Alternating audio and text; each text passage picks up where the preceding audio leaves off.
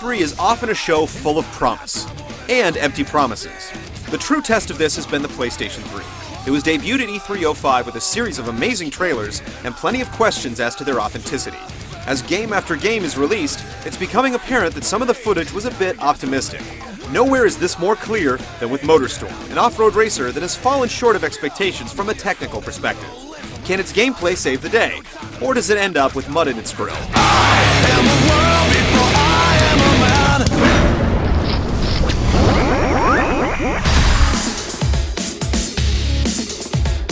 Games that come out in a console's infancy are often bereft of modes and features, but the lack of content in Motorstorm is downright criminal. There are just 2 modes to speak of. That's right, just 2. And if you don't have a broadband connection, there's just 1. This mode is aptly titled Play. Here you go through a series of races dubbed tickets. As you cross the finish line in a predetermined position, you move on to the next race.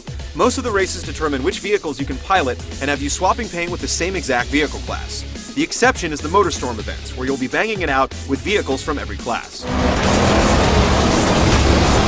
The Play mode can wear on and on. The instruction manual talks about a Motorstorm festival full of racing, anarchy, and raucous music, but you only get glimpses of the festival during menu screens. There are no spectators around the track, no stage for the bands, nothing. You unlock new vehicles every once in a while, but it really only amounts to new body kits and color combinations. It quickly becomes a grind, to say the least. Speaking of vehicles, there are 7 different classes, and each one has its strengths and weaknesses. The MX bikes and ATVs are hard to handle, yet accelerate very quickly. Get them in the mud, and they'll slow down to a crawl. Buggies and rally cars can't get up to speed as quickly, but they have a little more traction and are easier to steer. The racing trucks and mud pluggers are heavy vehicles with a lot of horsepower that are effective in just about any condition. The final class is called Big Rigs. These massive machines can plow through the mud without losing much steam, but if you're stopped for any reason, getting back up to speed can take forever.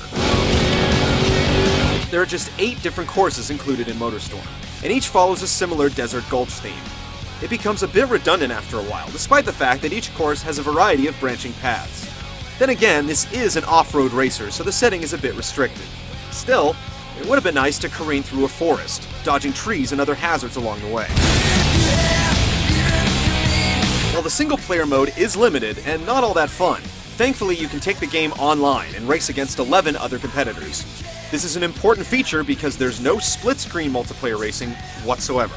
Online, the host for each race can set the track, number of laps, available vehicle classes, and the ambiance. The only catch is that some tracks only allow particular vehicle classes.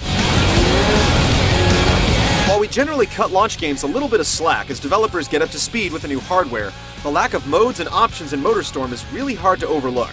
With just 1 single-player option and no split-screen multiplayer races, those without a broadband connection to race online will find Motorstorm gets repetitive rather quickly.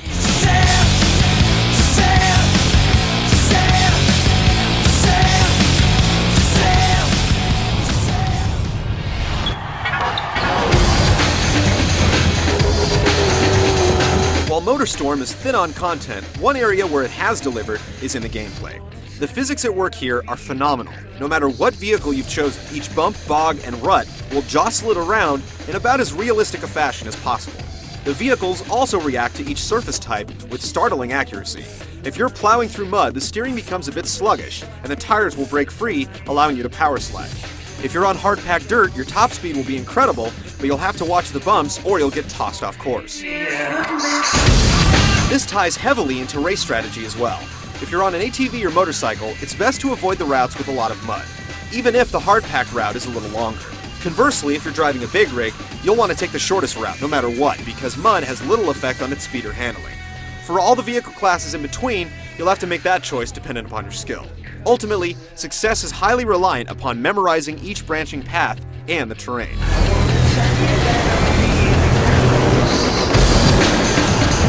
Overall, things are pretty balanced. If you're good enough, you can win with just about any vehicle class against any other class. The one exception to this rule is online, where there's no computer-assisted balancing.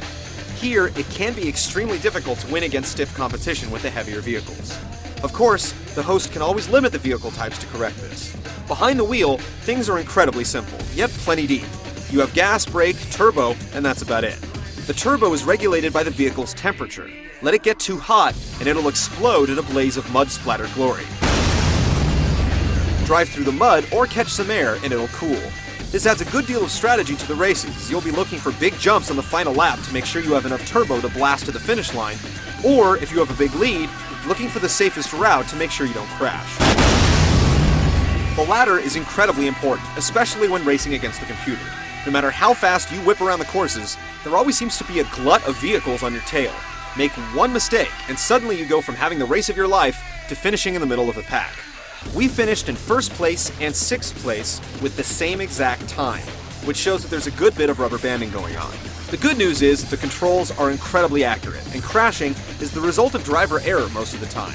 One gripe is that vehicles can get caught up on the smallest of rocks, leaving you with the awkward choice of resetting on the track or trying to get out of the jam. Another complaint has to do with the crashes.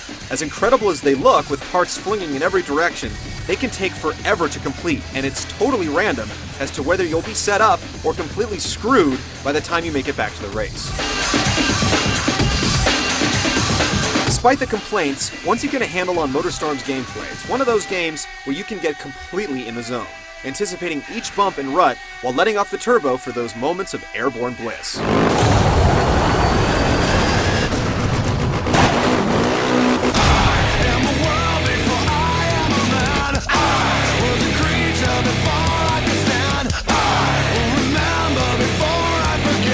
With its lack of modes and options, Motorstorm is really a tech demo for the PlayStation 3.